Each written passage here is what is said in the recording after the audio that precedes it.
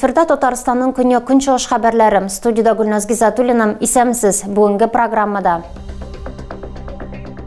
Ни телисең шул бар, көзге ярминкәдә бал, казылык, ит, сыр, яшелчә һәм җиләк җимеш тәкъдим иттеләр. Бер атны дөм караңгылык хөкем сөргән яңа корылма әлмәтләргә уңайсызлыклар тудыра. Ишегалды эчендә алып барылган төзелеш аркасында халык яктыртусыз калган. Ни өчен Әлмәттә канализация еш тыгыла? Водоканал хезмәткәрләре ниләргә юлга һәм су агызу системаларына халык күпме чүп-чар ташлый? Әлмәттә быелгы көзнең беренче авыл хуҗалыгы ярминкәсе узды. Сәүдә мәйданчыгында 50дән артык авыл хуҗалыгы җитештерүчесе җыелды. Ярминкәдә бал, казылык, ит, сыр, яшелчә һәм җиләк җимеш тәкъдим иттеләр. Республиканың көньяк-көнчыгышыннан килгән һәр предприятие һәм эшмәкәр үз продукциясын сатуга чыгарды. Картошка, морковка, все есть. Вот, смотрите. Ярминкәдә быел узган елга караганда авыл хуҗалыгы җитештерүчеләрен күбрәк җәлеп итте. Гадәттәгечә 30-35 катнашчы урынына 23нче ел сезонын 50дән артык сәүдәгәр ачты. Ире агрофирмалар һәм азык-төлек сәнәгате предприятиеләре, шәхси эшмәкәрләр һәм кеше кооперативларның барысына да урын табылды.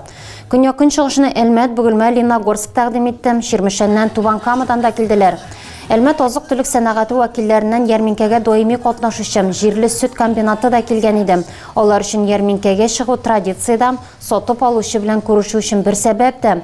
Элек авыл хуҗалыгы ярминкәләре өчен мәйданчык базарның эчендә урнашып, кире урыны Әминов урамына карый иде. Әмма яңа урын оештыручылар әйтүе буенча кулланучыларны мөмкин кадәр күбрәк җәлеп итәргә тиеш. Биредә урыны да яхшырак, юлдан да күренеп тора. Әтере музыка сатып алучыларны җәлеп итә, хәтта узып баручыларны да.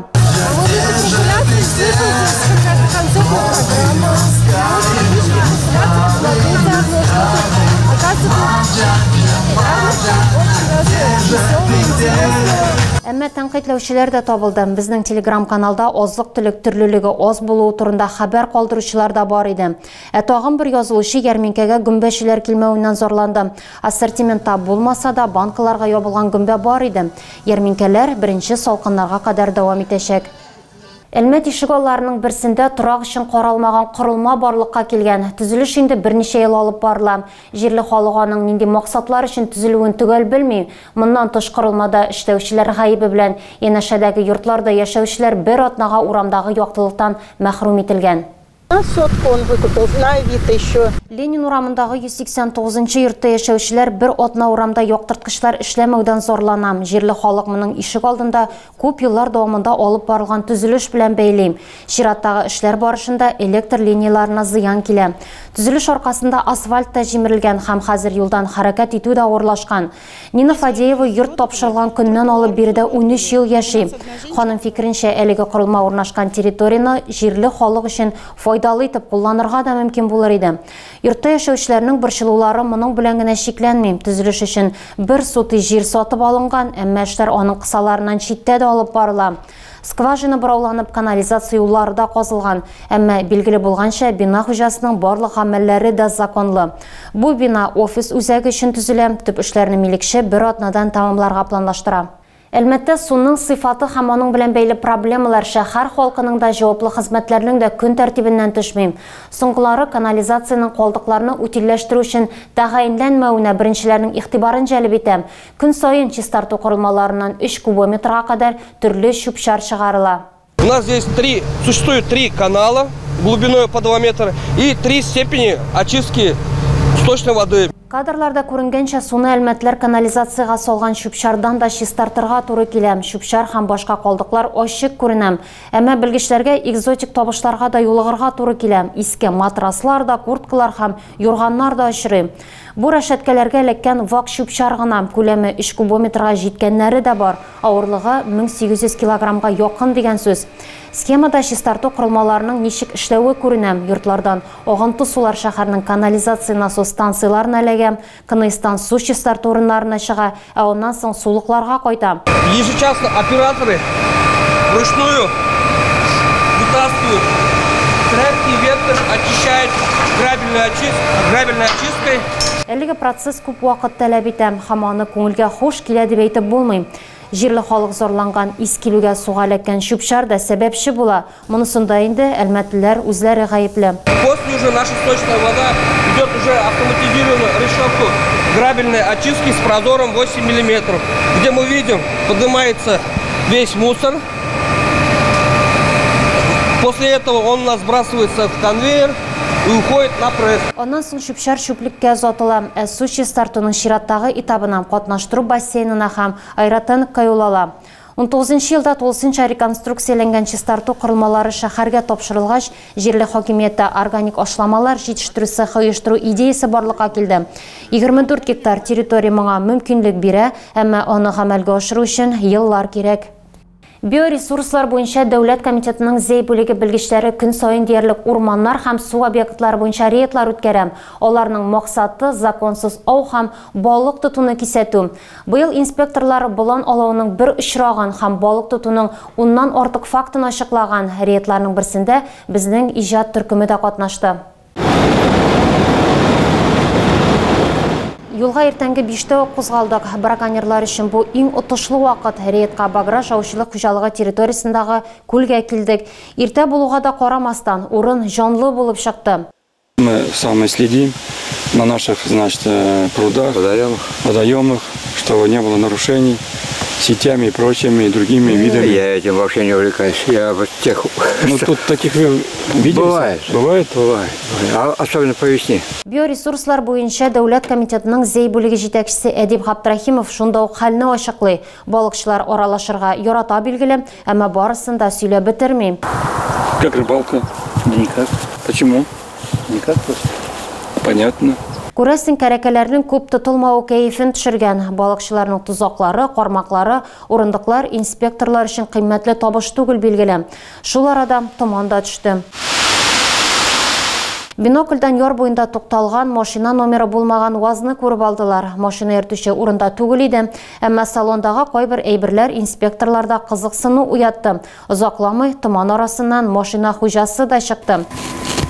Что-то вытаскивает с лодки. Угу. Лодку вытаскивает. Браконьерны кайнар эзләр буенча тоттылар. Балык салынган капчык дәлилгә үрелде. Капчыкта һәм ятмәләрдә дистәләгән балык бар иде. Күбесе кире суга качып өлгерде. Урынга оператив хезмәтләр чакырылды һәм полиция автоинспекторлар эшкә кереште. Тикшерү эксперименты да үткәрделәр. Ждали возвращения на маленькие лодки в берег. И при этом обнаружили, значит, сеть, мешки и плюс энное количество рыбы.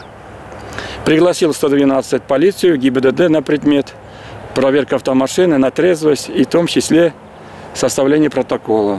Машинаның шәхсен ачыкладылар. Законсыз балык тоту факты буенча җинаять эше кузгатылды. Хәзер көймә, ятмә һәм тотылган балык хуҗасының аңлатмасы йомшартучы шарт һәм кылган гамәл өчен үкенү дип каралырга мөмкин. Я рыбачил. Ты один, что ли? Сетями вину признаю. Больше повторяться не будет. Леногорскиның Юрий Гагарин исемендәге Үзәк шәһәр балалар китапханәсендә татар халкының мәдәниятенә багышланган бәйрәм узды. Балаларны милли гореф-гадәтләр, костюмнар һәм татар халык ризыклары белән таныштырдылар. Шара президентның мәдәни инициативалар фонды ярдәмендә халык китабы фестивале проектын гамәлгә ашыру кысаларында узды.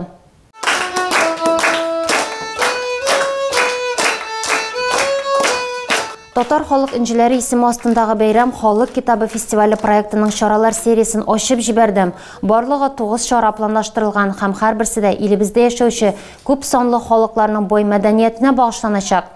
Татар халкы мәдәнияте белән танышырга 30-га якын башлангыч сыйныф укучысы җыелды. Китапханәчеләр бәйрәмнең кичкенә кунакларына татар халкының тарихы, гореф-гадәтләре, көнкүреше һәм милли костюмнары турында сөйләде.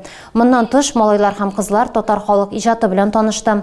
Геннадий Садовников башкаруында баян көйләрен һәм шагыйрь Таһир Шәмсуаровның шигырьләрен тыңлады.